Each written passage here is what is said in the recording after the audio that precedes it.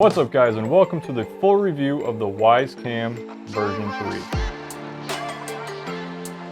So I've had the version 3 for about 2 weeks now, and I've finally had enough time with the camera to do a full video review. If you missed my previous video of the unboxing and initial setup and impressions of the Wyze Cam version 3, make sure you check that one out. A card will be up here for that. After you check that video out and come back to this one, you will have a little bit better idea of the unboxing process and setup of that camera. Now, I really wanted to dislike this camera, believe it or not, because you get what you pay for. Everyone knows the phrase, if it's 20 bucks, is it really gonna be that much better than the version 2, which already seemed like an incredible price? Well, it may not be true in this case. It comes packed with so many extra features that I didn't think was possible in this price point, but that's not my problem to deal with, that's Wyze's problem. So anyway, let's go over some of the features of this new camera. So the biggest question I had from my first video was about that new low light capability of this camera. It's got a 1.6 aperture lens as opposed to the version 2's 2.6 aperture, and it's just more optimized to allow more light to come in and really boost that ISO on the camera without just completely washing anything out. Now, speaking of that, when there is a lot of light in portions of the room or outside, maybe a street light or something like that, as you can see here, it is going to really blow out that area, but not to an extreme where it's really going to make a whole lot of difference. I feel like so far they really have optimized the low light capabilities with the color and the infrared really well. So here's a time lapse that I did around sunset, and you can see that the sun is going down and eventually it just kind of levels out as far as, you know, darkness or lightness, however you want to call it. But as you can see, compared to this picture, which was taken with my phone at around 5 p.m., which was just after sunset, but as you can see, there's still a little bit of sun on the horizon. Just coming from my phone's wide angle lens also to kind of match the image there, the difference is quite large. And then there's another picture later when it's, you know, dark as it's going to get at night. I do have a light in my yard, and there's also a street light. I think my camera on my phone does a pretty good job of what you see with your eye, and then what the version 3 sees with that same amount of light. So it is pretty impressive. So speaking of that infrared night vision, there's a couple different settings on this new camera that you can really tweak to get exactly what you want. So first of all, we'll just start with the color night vision with the version 2 and the version 3 straight up. We have the hall light is on in the background, and it does help both cameras out a little bit, but as you can see, version 3 is the clear winner here. So here is as dark as I can get it. There's still some light coming from a nearby window and from the background a little bit. You can see it's definitely darker, and this may be an instance where we would need to switch to the infrared LED. Now, speaking of that, there are two settings for the LEDs themselves, the infrared LEDs. You can have the 4 nearby LEDs on, for inside mostly, and in this case this worked perfectly fine. As opposed to the version 2 still worked pretty good, but just being able to let in a lot more light with this new lens, it really does help out. And here is the far setting that turns on the second set of 4 infrared LEDs that really project the infrared a lot farther and allows you to see further in the room or outside if you were doing it outside. Now, there are also another set of settings that they introduced just recently in an update, and that is with a dusk setting and a completely pitch black setting. Having that extra layer of customization is definitely nice to see. All right, now moving on to the mounting options. I showed you in the last video that the mounting options are pretty awesome here. I really love this 360-degree swivel base. I don't know why I love it so much, but it is pretty awesome that there's nothing there stopping the swivel. There's also that 1/4-20 threaded insert on the bottom if you take this base off. As you can see here, you can throw it on a tripod or whatever you can think of that's got a 1/4-20 and mount it that way, or of course we have the screw option to semi-permanently fix it to the side of your house or shed or whatever. And finally, we have the magnet in the base here. So hopefully you can see this. There's about an 1/8 inch gap between the surface of the camera itself and the mounting plate.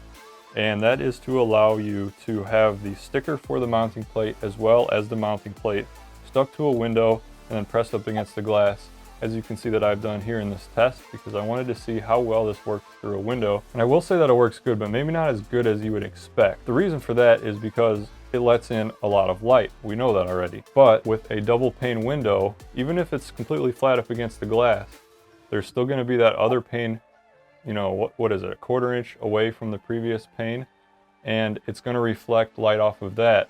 And since it is letting in a lot more light, it is going to pick up that, as you can see here from this time lapse that I did at dinner time. With the lights on in the kitchen, you can clearly see, even with the blinds down, you can clearly see the reflection of the room behind it. And then with the lights off in the room behind it, you can still see that reflection, but it's not as bad.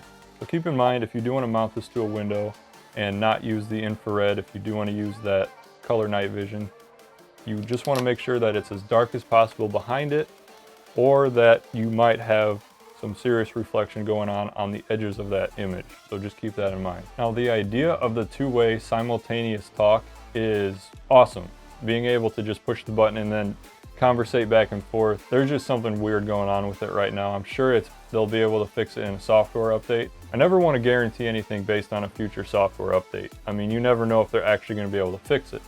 So here's an example of it just really mushy and you can barely hear each other when you're doing the simultaneous two-way talk. Come on, kids, it's time for dinner. Okay, I'm coming! Okay, I stand corrected. As you just saw, the two-way simultaneous talking is actually working great now. It's not muffled anymore. They must have pushed a software update, and now it's working as expected. Another thing is a wider field of view. You have a 130-degree field of view this time as opposed to 110 from the last time. So you do get an extra sliver of footage on the top, bottom, and the sides there. So that's a nice upgrade to see as well. Another thing is the status light. It is on the front of the camera now, and it is constantly blue. You can turn it completely off, but a cool thing that I noticed is that it actually turns red when it detects motion. I'm not really sure of the reason for that or what use case you might come up with, but either way, it's a nice feature to have. Like I said, you can completely turn off the status light if you don't want it. Something that I was not expecting, but makes sense with a faster processor inside, is actually a faster boot up time. So it only takes a few seconds as opposed to maybe double the amount of time with the version 2. So that's a nice plus if you have to power cycle the camera for whatever reason. You're sitting there waiting, clicking refresh a bunch of times. It's just gonna load up faster for you. Okay, so some of the drawbacks of this camera is you don't have the ability to daisy chain anymore. I know a lot of people out there use 2 back-to-back cameras or even 3 to really get a 360-degree view around, you know, whatever you're trying to protect. You can't daisy chain one off the other anymore, and that's probably mostly because of weather resistance issues. You can't just have an open USB port on the back. So you might have to make your own splitter or something like that to make it work if you did have that set up in the past. Now, speaking of that USB port on the back, that also was used for the Wyze Sense hub, and that is no longer supported with the version 3. They are probably, most likely, I think they are definitely working on an upgraded Sense hub that's going to be standalone, and it's going to have other features as well.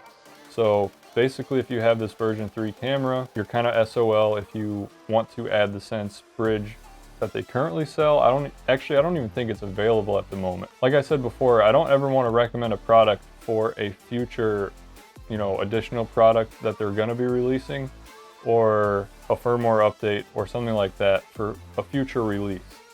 I don't ever want to recommend you get something for something that the company guarantees in the future. Now, something else I wasn't too impressed with was that mini siren, they call it. And they do call it a mini siren. They don't say it's a loud siren. 80 decibels is not super loud, but it is loud enough for a perpetrator to get the point across and get out of there, but it's not going to really allow the neighbors to hear it very well, or maybe if the camera's outside and you're inside, you're probably not going to hear it very well unless you're right on the other side of the wall or something like that. So keep that in mind. You may need to come up with some other solution, like my DIY siren that I did in this video. So check that one out if you want to get some ideas on how you can make your own siren with the Wyze ecosystem. So as far as the accessories go, the spotlight is actually a typical LED spotlight. It's nothing fancy like a infrared illuminator or something like that. It's just a typical LED light that smacks right on top of the camera itself and will probably throw out a lot more light. I don't have one to test, so I can't say how well it's going to do, but it looks like a pretty sizable LED.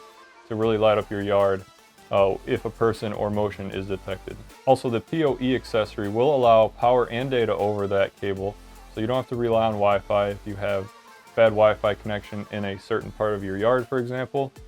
You can just run a single Ethernet cable from your PoE switch straight to your camera and not have to worry about that. So that is definitely a nice thing to see. So comparing the version 3 to the outdoor camera is something that's hard to do because they're not meant to do the same things.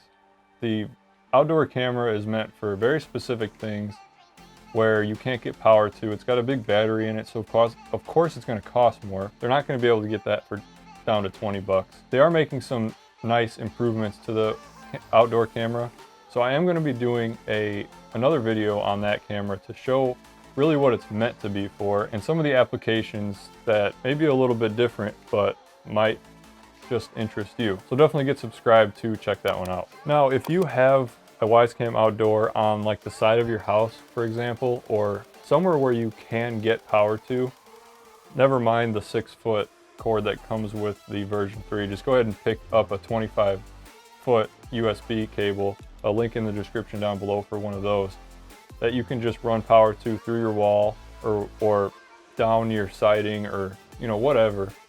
Those 25 or even 32-foot cables are really handy to get power where you need it. And if you can do that, definitely do that, because this camera is far superior than the outdoor camera as far as outdoor surveillance, if you want to call it that. I do have a hard time calling these security cameras because they are cloud-based.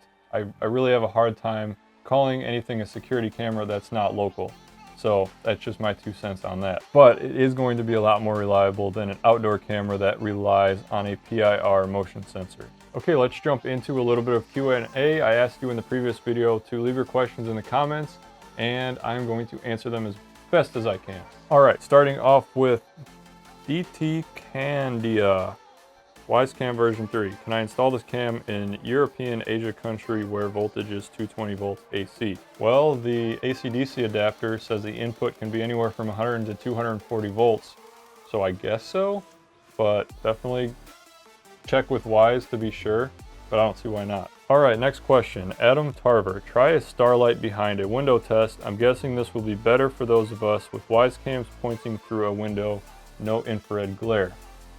So you're right, there will be no infrared glare if you have that off and night vision off, but you probably will see still some glare, not the crazy amount of infrared glare that you would typically see on a version 2 or with the infrareds on, but there will still be some glare, as you can see here, because of it letting in so much more light. So just keep that in mind. Next question, Paul Day, is the sensitivity really high even though it's set to low so far as trees and lights setting off motion like how on the version 2? So as far as sensitivity and motion detection, person detection, all of that, it seems to be just about the same as the version 2. No better, no less, no worse, but I'm sure they have a lot of optimizing to do with the version 3. So it can probably get better, but no guarantees there. 1000RR asks, please test the detection zones compared to the version 2. No other YouTuber has done that. As far as the detection zones go, it's the exact same as the version 2. You just draw a box and there you go. So no difference there. Next question. Ify Lunau Hansen, I'm sorry if I butchered that. Please ask Wyze or mention it in your next video to enable dark mode on their app. It would be awesome, plus practical when one opens the app late at night, hearing something and checking on the cameras. Yeah, that would be awesome. Wyze, if you're listening, definitely check into enabling dark mode, all the things. I am totally game for that. That would be awesome. Bobby, just Bobby, I like that. I'm curious if the PoE adapter will just deliver power or power and data. Yeah, it's power and data, so that is definitely awesome to see. Turk Franks, what about daisy chain? Maybe as an accessory or splitter tail. Like I mentioned before, that's not an option anymore. You would have to make your own splitter. They do not have that as an accessory right now. Farmer Brad, wow, I wonder how version 3 will work with SenseBridge. It won't. Here is from their frequently asked questions section. It just won't work, like I mentioned before. You will have to wait for the new Wyze Sense standalone bridge. Final question from Rick Rolled. Can Can you mount it upside down, mount under an eave, for example? Will it flip the image? Yes, same as the version 2, they have an option to flip the image 180 degrees. And it works. That's what I was doing when I was doing my testing inside in the other room. And one more question from Pratik Doshi. I probably said that wrong, I'm sorry.